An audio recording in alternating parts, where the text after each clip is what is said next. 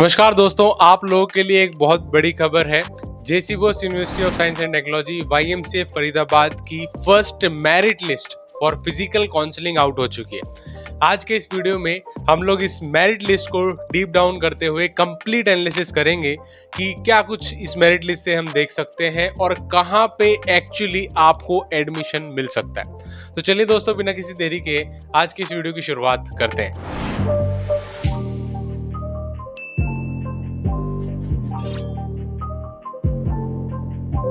दोस्तों, एक complete notice जो बेसिकली आपके मेरिट लिस्ट अनाउंस करते हुए वाईएमसीए फरीदाबाद ने रिलीज किया है, विच ऑल्सो टेल्स यू कि आप मेरिट में कहाँ पे हैं, जिससे आप कैटेगरी वाइज अंदाजा लगा सकते हैं कि आपको एक्चुअली कौन सा ब्रांच मिल सकता है। अभी मेरिट लिस्ट आउट करनी क्यों ज़रूरी है और क्यों आपको ये देख के कुछ इंपॉर्टेंट चीज़ें हैं जो करनी ज़रूरी है, वो पहले ही बता देता हूँ। वो ये कि अगर आपकी इसमें कैटेगरी सही नहीं है तो आपके पास एक गोल्डन अपॉर्चुनिटी है उस कैटेगरी को सही करने का सीट अलॉटमेंट से पहले। इस वजह से इस मेरिट लिस्ट को टाइमली बेसिस पे रिलीज किया जाता है, जिससे पहले की सीट अलॉटमेंट स्टार्ट हो। ठीक है, तो इस वजह से दोस्तों यहाँ पे प्लीज ध्यान से सुनिएगा, क्योंकि एक एस्पेक्ट बहुत इंपॉर्टेंट रहने वाला है इस वीडियो का। ये एक टेंटेटिव मेरिट लिस्ट है जो इंस्टीट्यूट लेवल काउंसलिंग होने वाला है बीटेक को 2025-26 का, बेसिकली हर कैटेगरी के लिए, उसके लिए ये निकाली गई है। Obviously we all were waiting for this, हमें सब कुछ पता है, जैसा कि आप मेरे शेड्यूल में पहले देख चुके होंगे। पूरा शेड्यूल बताते हुए मैंने आपको ये सारी बातें बताई हुई हैं। ठीक है, यहाँ पे क्या है दोस्तों, candidate must report any discrepancies in merit list एक वैलिड सपोर्टिंग डॉक्यूमेंट के साथ बाय 2 अगस्त। यानी आपके पास 2 दिन का टाइम दिया हुआ है इन्होंने कि आप 2 दिन के अंदर अंदर अगर इसमें से कोई भी दिक्कत होती है डॉक्यूमेंट्स में, कैटेगरी में, मतलब आप समझ रहे हो, जो आपने यहाँ पे कैटेगरी आपकी दिखाई देगी, नीचे मैं आपको दिखाऊंगा एक एक चीज, कैटेगरी रैंक कुछ गलत दिखाई दे रहा है, आपका नाम वगैरह गलत है, तो अपने सपोर्टिंग डॉक्यूमेंट्स ले जाके 2 तारीख से पहले उन्हें ठीक करवा सकते हो। काफी सारे मेरे पास भी मैसेज आए थे स्टूडेंट्स के कि हमारी कैटेगरी गलत सबमिट हो गई है, हमारा नाम ही गलत सबमिट हो गया है, तो अब आपके पास मौका है उन चीजों को सही करने का। ठीक है, तो 2 दिनों का टाइम है, प्लीज इसको ध्यान रखिएगा।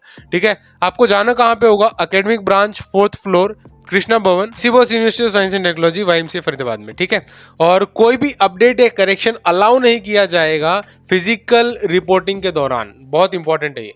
पहले क्या था, आपको वहीं पे थोड़ी बहुत ऊपर नीचे चीजें तो मान लिया जाता था, लेकिन फिजिकल काउंसलिंग को टाइमली और जल्दी करने के लिए उन्होंने क्लियर कट बता दिया है कि कोई भी यहाँ पे डिस्क्रिपेंसीज को नहीं हैंडल किया जाएगा फिजिकल रिपोर्टिंग के दौरान। उसे आप पहले ही क्लियर कर लें तो आप फायदे में रहेंगे। ठीक है, मेरिट वाइज रिपोर्टिंग शेड्यूल और instruction will be displayed later on.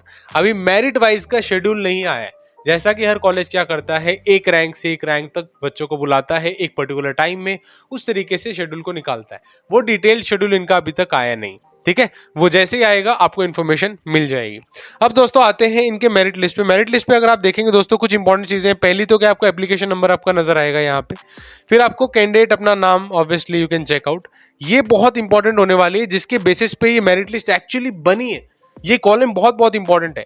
JEE mains का CRL rank, based upon this इसको ही असेंडिंग ऑर्डर में सॉर्ट करके इस मेरिट लिस्ट को बनाया गया है। सिंपल सा प्रोसीजर है, कोई बहुत बड़ा खेल नहीं। और आपने जो कैटेगरी में अप्लाई किया है वो यहाँ पे मेंशन्ड है। ठीक है, इसके अलावा अगर सुपरनमरी कोटा भी आपने अप्लाई किया हुआ है कोई TFWWS, तो उसकी भी यहाँ पे जिक्र किया गया है। ठीक है, जो भी आपकी कैटेगरी है, कोटा है, उसका यहाँ पे मेंशन क्लियर कट बताया गया। ये चीज क्लियर हो गई। अब दोस्तों आपको क्या करना होगा, पहली चीज ये देखो कि आपका नाम सही होना चाहिए, ये रैंक सही होनी चाहिए और कैटेगरी सही होनी चाहिए। रैंक और कैटेगरी बहुत बहुत इंपॉर्टेंट है, अगर वो गलत हो जाती है तो आगे जाके आपको दिक्कत आएंगी। ठीक है, उस चीज का ध्यान रखिएगा। दूसरी चीज, इस लिस्ट से और क्या निकाल सकते हैं वो आपको बताने की कोशिश करता हूं मैं। ठीक है, पहली चीज क्या है, मैं एक नोटपैड खोल लेता हूं जिससे आपको थोड़ा आइडिया लगेगा। इस नोटपैड पे दोस्तों, इसको थोड़ा इधर ले आता हूं। इस नोटपैड पे मैंने कुछ डिटेल्स लिखी हुई है, वाईएमसीए फरीदाबाद की वैकेंट सीट्स के बारे में लिखा हुआ है। अलग अलग ब्रांचेस हैं जो इनकी मेजरली ब्रांच है, और मैंने क्या किया हुआ है, HOGC और all India category, AIC category की सीट्स को मर्ज करके यहाँ पे लिखा हुआ है। ठीक है, इसका मतलब क्या, ये बाय जो लिखा हुआ देख रहे हैं आप सिविल, इसका मतलब टोटल 33 सीट्स थी दोनों कैटेगरीज में, जिसमें से 16 सीटें वैकेंट है। ठीक है, आप समझ रहे हो मेरी बात, वैकेंट लिस्ट को मैं बताने की यहाँ पे कोशिश कर रहा हूँ। तो आप यहाँ पे देख सकते हैं जितनी भी ब्रांचेस मैंने यहाँ पे मेंशन की हैं मेजरली, उनमें कुछ ना कुछ ये आप कह सकते हो ज्यादातर सीटें वैकेंट रह गई हैं, मेजरली सीटें वैकेंट हैं, जिस वजह से टोटल वैकेंट सीट अगर आप HOGC और AIC कैटेगरी की मिलाए, जहाँ पे कोई कैटेगरी की जरूरत नहीं पड़ती है आपको, उनके लिए 183 अप्रोक्सीमेटली 183 सीट्स यहाँ पे वैकेंट बचती है। ठीक है, इतनी सीटें तो यहाँ पे HOGC और AIC की वैकेंट। उसके अलावा काफी सारे कैंडिडेट्स इनमें ऐसे हैं जो अपग्रेड कर रहे हैं, ठीक है, यानी जो आप मेरिट लिस्ट में नाम देख रहे हो उसमें काफी सारे कैंडिडेट्स ऐसे हैं जो सीट को अपग्रेड करना चाहते हैं, ठीक है। ऐसा नहीं, जरूरी नहीं कि उन्हें एडमिशन नहीं मिल रहा है, अगर अपग्रेडेशन नहीं हो रहा है तो वो वैकेंट ही रहेगी सीट, समझ रहे हो उस बात को। या अगर वो अपग्रेड कर लेते हैं तो एग्जिस्टिंग सीट खाली करेंगे, कोई इलेक्ट्रॉनिक्स कम्युनिकेशन से कंप्यूटर में जा रहा है, इस तरीके से ट्रांजिशन देखे जा रहे हैं, ठीक है। आपको बात आई होप समझ में आ गई होगी। तो ये था कितनी वैकेंट सीट्स हैं, आप यहाँ पे से स्क्रीनशॉट लेके रख सकते हो, वरना मैं कंप्लीट आपको ऑलरेडी शेड्यूल बता चुका हूँ व्हाट्सएप चैनल के ऊपर और टेलीग्राम ग्रुप में मैंने शेयर कर रखी है सारी वैकेंट सीट की डिटेल्स, फीस डिटेल्स और सारी की सारी डिटेल्स, ठीक है। आई होप आप वहां से टेली भी कर सकते हैं, ठीक है सर। इसको आगे बढ़ाते हैं, अब देखते हैं। मान लेते हैं दोस्तों, अब मैं आपको बताने की कोशिश करता हूं 1 लाख के नीचे नीचे कितने कैंडिडेट्स हैं। ये बहुत इंपॉर्टेंट आंकड़ा है कि बहुत सारे कैंडिडेट्स हमारे जो आप भी वीडियो में देख रहे होंगे, तो आपकी रैंक हो सकती है 1 से 2 के बीच में वेरी कर रही हो, तो आप यहाँ पे खुद से क्या देख सकते हो, कौन सी कैटेगरी से कितने कैंडिडेट्स यहाँ पे हैं, ठीक है। जैसे कि अगर मैं नीचे स्क्रॉल करता हूँ आपको दिखाऊं, तो आप यहाँ पे देख सकते हो ये सारे कैंडिडेट्स देख रहे हो, 70,000 से 80,000 के बीच में कितनी रैंक आई हुई है कैंडिडेट्स की, बहुत सारे कैंडिडेट्स हैं। 80,000 के ऊपर वाले भी हैं, 90 से नीचे हैं जो। इस तरीके से अगर आप इसे नीचे स्क्रॉल करते जाओगे दोस्तों, तो 1 लाख से नीचे ही आप देखेंगे यहाँ पे 1 लाख से नीचे 276 स्टूडेंट्स ऑलरेडी हैं, और आपकी जनरल कैंडिडेट्स में देखोगे तो 220 सीटें नहीं, और ये इतने सारे कैंडिडेट्स। अभी इसमें बहुत सारे देखो यहाँ पे कैटेगरी BC है, ठीक है, EWS, तो कैटेगरी वाले भी हैं, ऐसा नहीं बोल रहा मैं वही है। तो आप ये समझो कि कंपटीशन कितना टाइट है, YMCA फरीदाबाद के लिए बोल रहा हूँ मैं। लेकिन निराश होने की जरूरत नहीं, क्योंकि इसमें से बहुत सारे कैंडिडेट्स ऐसे हैं जो सीट अपग्रेडेशन के लिए बैठ रहे हैं। इसका मतलब अगर वो ऑलरेडी इनमें से 200 में से स्टार्टिंग वाले अगर आप देखोगे तो उनको EC मिल रही होगी, मैकेनिकल IT मिल रही होगी, तो क्या पता वो CS में जा रहे हो, डाटा साइंस में जा रहे हो, तो वो ट्रांजिशन होने वाला है, जिस वजह से आपको इस यहाँ पे अभी लिस्ट थोड़ी बड़ी लग रही होगी। तो अभी सिर्फ लिस्ट देख के निराश होने की जरूरत नहीं है, आपके पास फिर भी चांसेस होंगे, पॉसिबली अगर आपकी डिसेंट रैंक है तो कुछ ना कुछ यहाँ पे आपको मिलने की संभावनाएं डेफिनेटली है, ठीक है। आई होप चीजें काफी हद तक क्लियर है। बाकी मैं आपको स्क्रॉल करके दिखाता हूँ इनके जो मेरिट लिस्ट इन्होंने रिलीज की है, बहुत लंबी चौड़ी लिस्ट है दोस्तों। यहाँ पे आप देख सकते हो 1500, 1600, बहुत सारे कैंडिडेट्स हैं जिन्होंने यहाँ पे अप्लाई किया है। तो टोटल आप देख सकते हो 1745 कैंडिडेट्स हैं जिसमें अप्लाई किया, जिसमें से एक तो ऐसा है जिसने JEE मेंस में अपीयर नहीं हुआ था, वो भी कैंडिडेट है, ठीक है। तो आप देख सकते हो 1 लाख नहीं, यहाँ पे 14,65,435 रैंक वाले कैंडिडेट ने भी अप्लाई किया हुआ है। समझ रहे हो कितना क्रेज है YMCA फरीदाबाद का। अब हो सकता है इस ब्रांच में पता नहीं आपको मिल पाएगा कुछ या नहीं, I hope this could be one of the good options which you have. तो 14 लाख रैंक, 13 लाख तक की रैंक, तो आप देख रहे हो आपने एक्चुअली स्टार्ट हुई थी 29,000 से और ये आ गई है 14 लाख तक। तो कितने सारे कैंडिडेट्स हैं यहाँ पे, 1700 तो कैंडिडेट, इतनी तो टोटल सीटें भी नहीं है, ठीक है। तो ऑब्वियसली लास्ट में जो है पॉसिबली उन्हें नहीं मिल पाएगा, और इनफैक्ट जल्दी सीटें खत्म हो जाएंगी।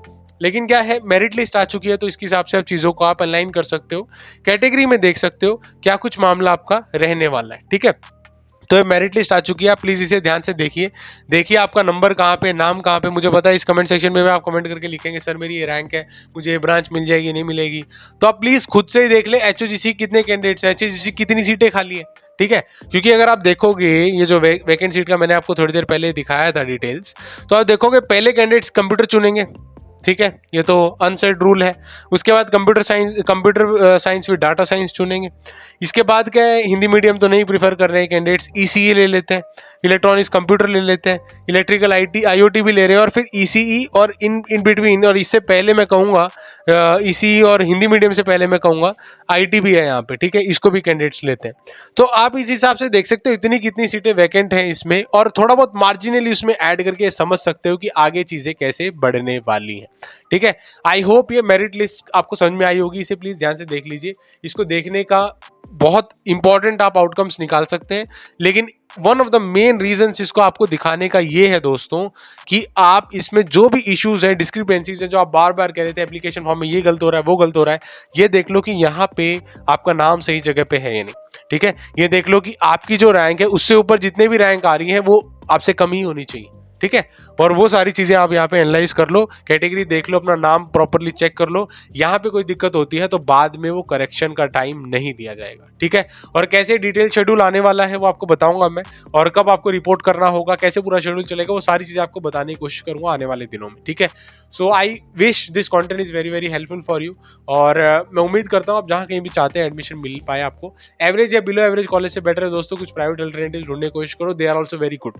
बिहार झारखंड से बहुत सारे कैंडिडेट्स हैं जो यहाँ पे आते हैं, ठीक है, पढ़ने के लिए। और उनको मैं बार बार रिकमेंड करता हूँ कि आपको और बेटर ऑप्शन मिल सकता है, जैसे कि कॉड एआई के बारे में मैंने ऑलरेडी बात किया था, वो एक बहुत अच्छा अल्टरनेटिव है। अगर आपको यहाँ पे अच्छा कोई वेल एस्टेब्लिश्ड कॉलेज मिल रहा है, ले लो, कोई दिक्कत नहीं है। लेकिन कोई एवरेज या बिलो एवरेज कॉलेज मिल रहा है जिसमें आपको प्लेसमेंट की कोई चांस नहीं है और अच्छा एजुकेशन नहीं है, तो उससे बेटर है कि आप उसकी जगह पे कोई दूसरे कॉलेजेस की तरफ जाएं, जैसे कि कॉड एआई बहुत अच्छा अल्टरनेटिव बनता है, ठीक है। तो कॉड एआई के ऊपर मैंने ऑलरेडी एक वीडियो बनाया हुआ है, जिसे इस स्क्रीन पे हो होते हुए देख सकते हो, उसे भी क्लिक करके जरूर देखिएगा। Thank you so much for watching. जय हिंद, वंदे मातरम।